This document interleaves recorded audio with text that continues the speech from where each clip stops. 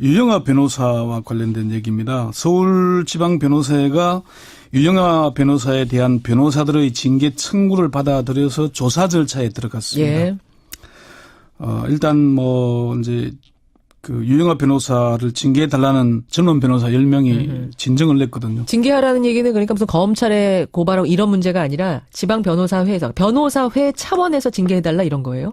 그렇죠. 변호사 자격에 문제가 있다. 아하. 변호사법, 변호사 윤리 장전 위반 이런 게 있다는 것인데 일단은 지금 구체적인 징계 절차에 들어간 건 아니고요. 그 징계 절차에 들어가기 위한 예비 조사에 착수를 했습니다. 예. 지난 그제 이제 서울 그 변호사 10명이 유영하 변호사를 징계해 달라는 진정서를 접수했거든요. 예.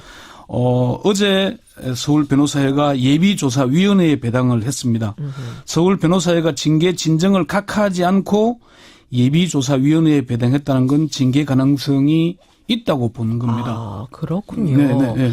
변호사들이 예. 같은 변호사를 징계해달라라고 진정을 내는 게 이게 종종 있는 일입니까? 좀 이례적이죠. 그쵸? 전혀 없는 일은 아니지만은 드문 일입니다.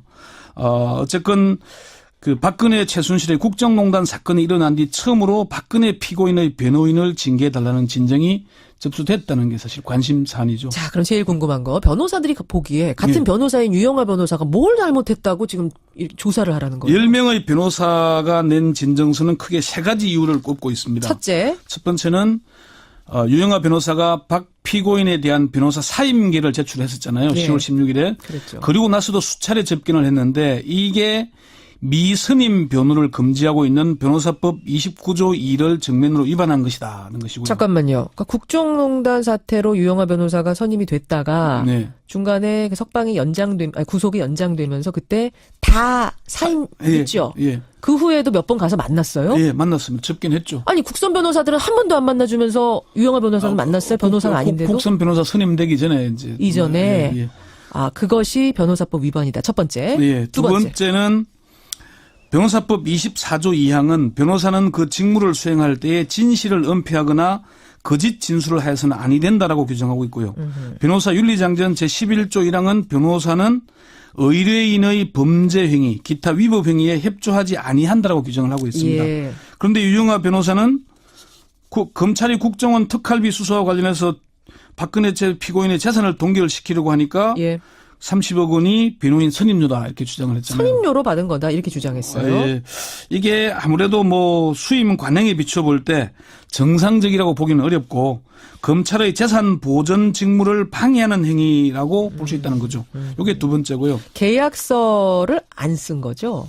계약서도 아직 선임할 때 쓰기 위한 돈이다 이렇게 표현을 했으니까. 아, 애매하게 표현했군요. 예. 애매하게. 그렇지만 변호사들이 볼 때는 이거는 관행은 아니다. 40억이나 받은 것은. 예, 좀 그런 얘기. 세 번째는 유영하 변호사는 박 피고인의 재판 보이콧의 적극적 협력자로 사법농단의 책임이 있기 때문이다는 요런 크게 세 가지 이유고요.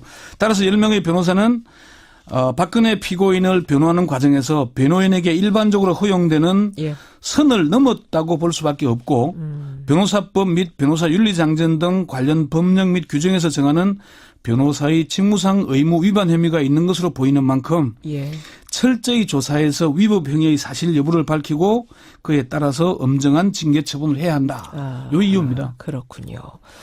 변호사들이 사실 동종업계에 있는 사람을 이 징계해달라는 게 쉬운 일은 아니거든요. 어느 업계나 그렇지만. 마찬가지입니다. 네. 진정을 낸 어떤 다른 이유, 진짜 행간이랄까요? 진짜 이유가 또 따로 있을 것 같기도 한데 어떻게 보세요? 징계를 낸 10명의 변호사는 사법시험이 아닌 변호사시험 변시 출신입니다. 로스쿨 출신들입니다. 로스쿨 출신. 젊은 변호사들. 예. 이들은 변호사 사회도 변해야 한다는 것이 진정을 낸 이유라고 말합니다. 동료 변호사라는 이유로 불법을 묵인하거나 변호사로서의 선을 넘어선 행위에 대해 눈을 감는 건 옳지 않다는 거죠. 그렇군요. 일종의 내부 고발 같은 겁니다. 진정에 참여한 조연삼 변호사는 이런 일로 징계를 받은 일이 거의 없으니까 징계가 이르지 않을 수도 있지만은 변호사 사회에 경종을 울리는 소기의 목적이라도 거뒀으면 좋겠다. 유영하 변호사의 선을 넘는 행위에 대해 변호사 내부에서 모두 동의하는 건 아니라는 걸 알리고 싶었다라고 말했습니다. 그래요. 이호영 변호사는 정치적으로는 유영하 변호사가 잘했는지 모르겠지만은 변호인의 기본인 성실 의무와 불법행위 협조 금지 원칙에 위반됐을 소지가 있다. 그냥 내버려둬서는 안 되는 일이다 이렇게 얘기를 했습니다. 그렇군요. 원칙대로 가야 하는데 네. 그게 분명히 원칙이 아닌 걸 알면서도 법조인들이 그걸 눈 감으면 되겠느냐 그렇죠. 이 얘기. 네. 일각에서는 혹시 젊은 변호사들이 좀 튀어보려고 뭐 홍보하려고 진정된 거 아니냐 이런 얘기도 하던데 그 부분 물어보셨어요? 그런 비판의 시선이 있는 게 사실입니다. 중견 변호사들은 로스쿨 출신의 젊은 변호사들이 좀 튀어보려는 의도로 이런 진정을 낸 게 아니냐 이렇게 보고 있습니다. 유영하 변호사가 아무리 이해관계도 없잖아요. 없죠. 그렇지만 이런 시선에 대해서 젊은 변호사들은 억울하다고 말합니다. 억울하다. 조현선 변호사는 저희들로서는 좀 억울한 면이 있다. 우리가 이걸 한다고 해서 얻는 이득이 사실상 없다. 주변 자기 이름이 공개되고 나서 주위에서 너무 많은 연락을 받고 있다. 근데 이름 알려지는 거는 이거 좋은 거 아니에요? 홍보되니까? 뭐 홍보를 한다 그러지만 꼭 좋은 정치라는 건 아니기 때문에. 아, 그렇죠. 꾸짖는 선배 변호사들이 많다 그럽니다. 오히려. 예, 그래서 내가 무슨 이득을 위해서 했다고 하는지 모르겠다. 잃는 게 훨씬 많다. 잃는 게 더 많다. 이렇게 얘기했고요. 이호영 변호사는 유영하 변호사가 검찰 소환에도 불응을 하고 그래서 변호사 사회에서 공론화가 되도록 진정을 낸 것이다. 변호사의 불법에 대해 조사의 발동을 촉구하는 의미에서 냈을 뿐이다라고 얘기했습니다. 예, 그래요. 예. 실제로 징계 가능성은 어때요? 이런 일로 징계를 받은 전례는 없지만은 유영하 변호사의 경우 도가 지나쳤다는 평가가 많습니다. 한 중견 변호사는 유영하 변호사가 30억 원이 변호사 수임료라고 하는데 만약 사실이라면은 과다한 보수를 약정한 것으로 징계 사유가 된다. 또 변호사 수임료가 아닌데 수임료라고 거짓 주장을 했다면은 의뢰인의 몰수될 재산을 은닉하는데 협조한 것이니까 마찬가지로 징계 사유가 된다. 이래도 징계 사유고 저래도 징계 사유가 된다. 징계 사유, 저래도 징계 사유. 대한변협의 핵심 관계자는 유영하 변호사가 자기 발등을 찍었다. 30억 원을 수임료로 받았다고 하면은 세금을 아무리 못해도 40%인 12억. 그러니까요. 세금을 그렇게 많이 뗀다면서요? 또 부가세도 10%. 그러니까 예, 절반을 세금으로 내야 된다. 수임료라고 하면 예. 그렇게 내야 된답니다. 그렇죠. 예. 근데 이게 또 세금을 내지 않기 위해 선계를 내지 않으면은 거짓말을 했으니까 그렇게 되는 품위유지 위반이 되고. 그렇게 되네. 이러나 저러나. 예, 박찬원 교수는 유 변호사가 관리하는 박근혜 피고인의 돈을 선임료 운운하는 주장은 허위 가능성이 커서 검찰의 정당한 공무집행을 방해하는 행위가 될 수 있다. 예. 그렇게 얘기를 하기도 했습니다. 그러니까 이게 아무래도 징계 가능성이 높다고 보는 쪽이 더 우세합니다. 권유서 선임 기자. 네. 이제 그것도 궁금하지만 변호사가 왜 변호사를 진정 냈을까 이것도 궁금하지만 그거보다 더 궁금한 건요. 네. 박근혜 대통령은 그 30억에 10억, 그러니까 수표 30억, 현금 10억 해서 40억이라는 큰 돈을 네. 왜 다른 사람도 아닌 유영하 변호사한테 맡겼을까? 저는 사실 그게 제일 궁금해요. 이걸 전부 다 수임료라고 보기엔 너무 크잖아요. 사실 자기 재산이잖아요. 혹은 수임료로 쓰라고 하더라도 다른 믿을 만한 다른 뭐 친척이든 누구한테 맡겼다가 그걸 수임료로 건네줄 수도 있었을 텐데 턱하니 바로 유영하 변호사한테 맡겼단 말입니다. 무슨 관계일까? 어느 정도 신뢰 관계인 거예요? 그러니까 우선은 첫 번째는 요 돈 자체가 수임료가 아니라 돈을 맡긴 재산 관리를 한 게 아니냐는 의심을 많이 사고 있는 그렇죠. 것이고요. 사실 저도 이해가 잘 안 되는 부분입니다. 네. 국정농단 사건이 터진 이후에 최순실과의 선이 끊어졌잖아요. 끊어졌죠. 그 다음부터는 유영하가 끝까지 곁을 지키고 있죠. 왜 박지만도 박근영도 아닌 유영하인지는 박근혜와 유영하만 알 것입니다. 사실 이건 좀 저도 궁금해서 알아보려고 했는데 답을 제대로 해주는 사람이 아무도 없었습니다. 그 정도로 지금 가장 믿을 만한 사람? 그렇지만 믿을 곳이 유영하밖에 없다는 것이고 예. 최순실의 역할을 유영하 변호사가 대신하고 있다는 건 분명해 보이고요. 분명해 보이고요. 뭐 일각에서는 운명 공동체 얘기도 하기도 하지만은 두 사람이 무슨 뭐 다른 관계도 아닌데 좀 이해가 잘 가지 않는 예. 믿을 만한 곳이 유영하밖에 없는 게 아닌가. 아니면은 누군가가 필요한데 그게 유영하 아닌가. 그렇게밖에 볼 수 없었습니다. 여기까지 오늘의 Y 권전철 선임 기자 수고하셨습니다. 네. 네, 변호사 10명이 박근혜 전 대통령의 측근이죠. 유영하 변호사를 징계해달라고 서울지방변호사회에 진정을 냈습니다. 아주 극히 이례적인 일인데요. 어떻게 된 이야기인지 10분 가운데 한 분입니다. 조현삼 변호사 연결해서 자세히 얘기 들어보겠습니다. 여보세요.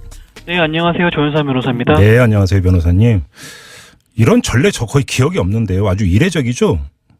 네, 일반적으로는 사실 흔치 않은 경우라고 할 수 있습니다. 그- 법 쪽에도 아시다시피 선후배 문화라는 것이 분명 존재하지 않습니까? 그러니까요. 제가 듣기로는 실질적으로, 많이들 적용하고 있고요. 예. 예, 이 10분의 변호사가 대부분이 30대 변호사 분들인 걸로 들었고, 그러니까 유영아 변호사 그러니까 이제 법조계는 선배인 걸로 아는데 맞습니까, 변호사님?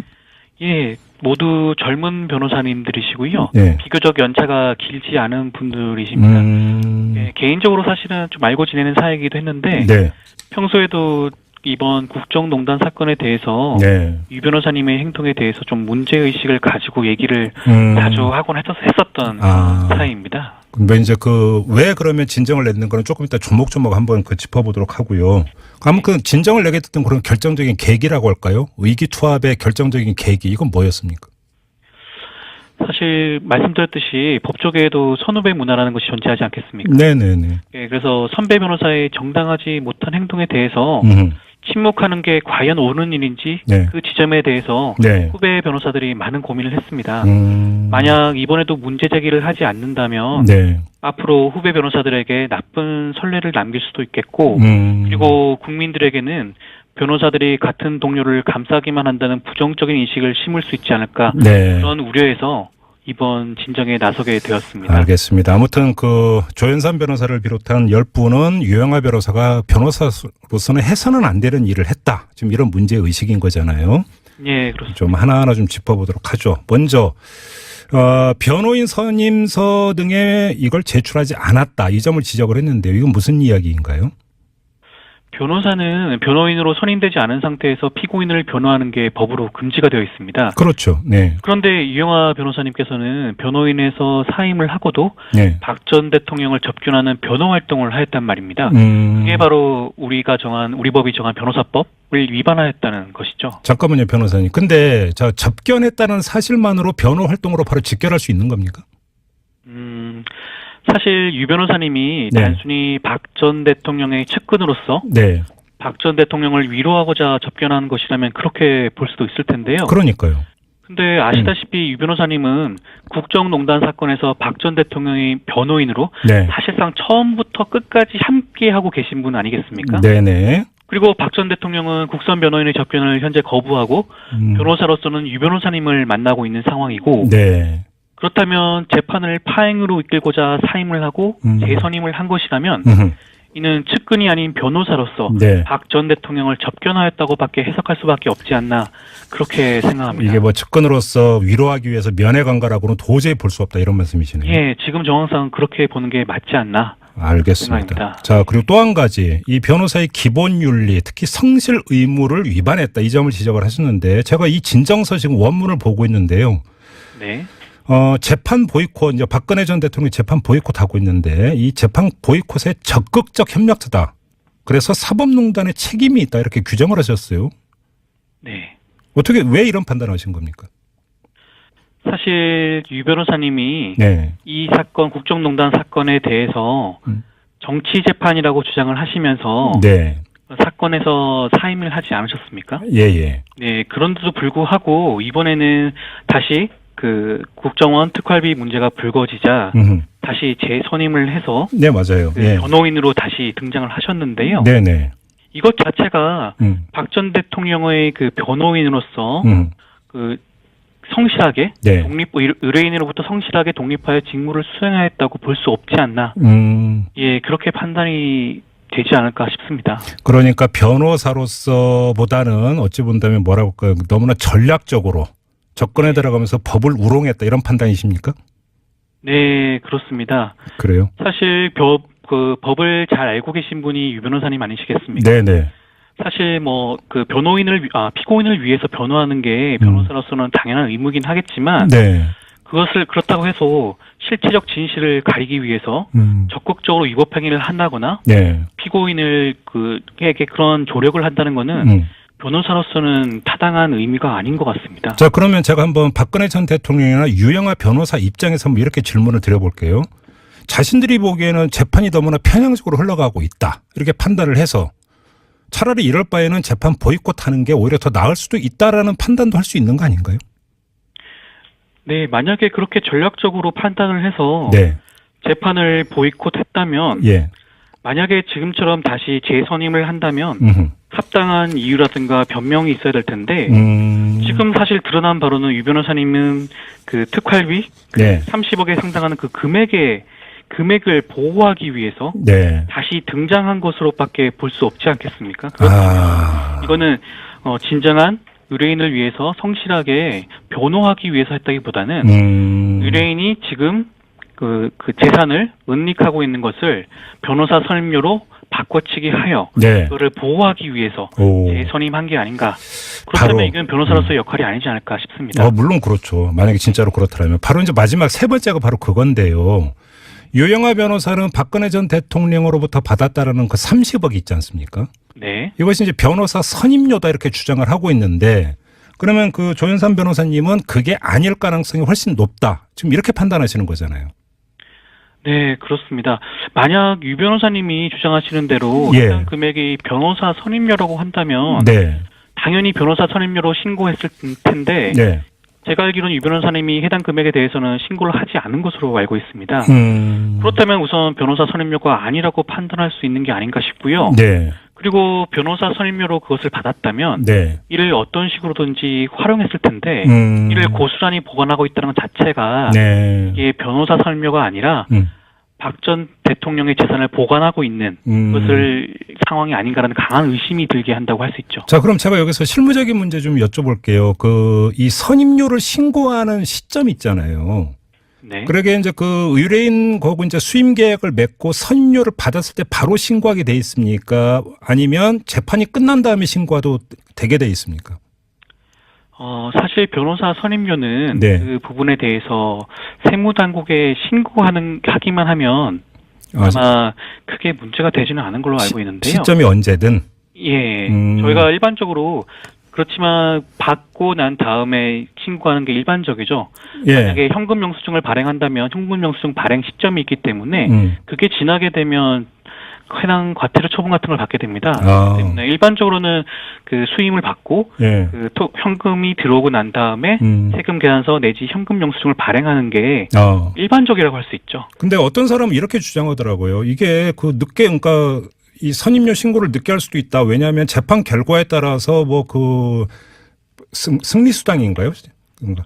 성공수당. 이게 또 달라지기 때문에 네. 재판 결과가 다 끝난 다음에 선임료 신고하는 경우도 있다. 따라서 지금 신고하지 않았다라는 것만 가지고 판단할 수는 없다. 이렇게 주장하는 사람도 있더라고요. 네, 물론 그 부분도 일리가 있는 말씀이기도 합니다. 네. 어차피 변호사 선임료 신고는 신고를 하는 사람이 언제 판단하냐에 달려 있는 거죠. 뭐 네, 네. 과태료 처분을 자기가 감수하더라도 네. 신고를 하면 되긴 하니까요. 근데 지금 모든 정황상 네. 박 전 대통령한테 그 추징을 하겠다는 검찰의 그런 제스처가 나오고 난 다음에 네. 뒤늦게서야 유 변호사님이 이것을 변호사 선임료라고 주장을 하고 있으니까 이러한 모든 정황이 그게 박 전 대통령의 재산이 아닌가라는 것을 강하게 의심합니다. 바로 이게 이제 가장 중요한 문제인데 이 그 돈을 받은 시점이 몇 달 전이었죠. 예, 그렇습니다. 이게 7개월 전인가 8개월 전인 걸로 제가 기억을 하고 있는데요. 여기서 상식적인 게 중간에 그 변호인 사임했잖아요. 네, 그 막대한 금액을 변호사 선임료로 받고도 예.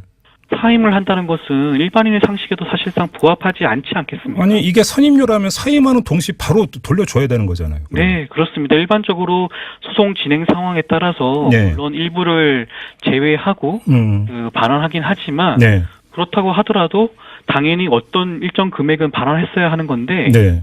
유 변호사님은 전혀 그러한 행동을 취하지 않으셨었거든요. 오히려 그러게 이게 포인트 아닌가 싶은 생각이 좀 드는데. 예, 맞습니다. 자, 그러면 만약에 이게 정말로 선임료가 아니라 박근혜 전 대통령의 재산을 은닉하는 데 지금 도움을 주고 있는 것이다. 만약에 이렇게 판단이 내려진다면 징계는 어떻게 되는 겁니까?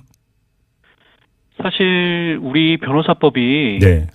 우선 변호사가 진실을 은폐하는 것을 금지하게 하고 있고요. 예. 그리고 변호사 윤리장전에서는 변호사가 피고인의 범죄 행위나 위법 행위에 대해서 협조하지 않도록 규정하고 있는데요. 네. 만약에 유 변호사님이 그 박 전 대통령의 재산을 동결시키려는 검찰의 행동에 대해서 네. 그걸 선임료라고 주장하면서 이를 막고 있다면 이거는 검찰의 직무행위를 방해하는 위법행위라고 할 수 있죠. 그렇다면 예. 변호사법 위반으로 네. 처벌 받으실 수도 있는 사항입니다. 사법 처리 대상까지 될 수 있다 이런 말씀이시네요. 예, 그렇습니다. 예. 아무튼 그건 서울변호사회 징계를 요청을 했는데 진정을 내지 않았습니까? 그러면 네. 진정을 낼 때 이 정도의 징계는 불가피하다라는 선이 있었을 거 아닙니까? 나름 설정했던.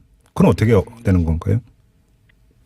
저희가 판단하기로는 네. 사실 유 변호사님의 지금까지 국정농단 사건에 대한 재판 대응하는 네. 모습을 보았을 때 네. 사실 그 대응 전략이 그 피고인이신 그 박근혜 전 대통령을 너무나 네. 그 변호인으로서의 조력이 아니라 네. 하나의 그 박근혜 전 대통령이 위법 행위를 하는데 조력하는 모습을 많이 보였다고 저희는 생각이 들었습니다. 예, 예. 그리고 이번에 결정적으로 그 30억 문제가 네. 발생을 하고 예. 재선임이 되면서 음흠. 저희가 더 이상 저희가 침묵할 수만 없다라고 생각이 들었던 것이죠. 그러게요. 이 서울변호사의 징계는 언제쯤 나오게 되나요, 그러면? 서울변회에서 우선 징계 개시 신청 여부를 결정하고요. 예. 만약 결정하게 되면 변호사 징계위원회와 조사위원회가 열리게 될 겁니다. 그리고 이 과정에서 유 변호사님에게 뭐 출석해서 진술하실 기회도 부여할 거고요. 그렇겠죠. 물론 뭐 징계를 받으시더라도 거기에 대해서 불복할 수 있는 절차도 별도로 마련되어 있습니다. 네, 시간은 좀 걸리겠네요, 그러면. 네, 그렇습니다. 예. 그나저나 이 그 소식 많이 전해졌을 텐데 그 주변에 그 동료 변호사, 특히 선배 변호사분들은 뭐라고 하시던가요? 사실 주위에서는 걱정을 많이 하셨습니다.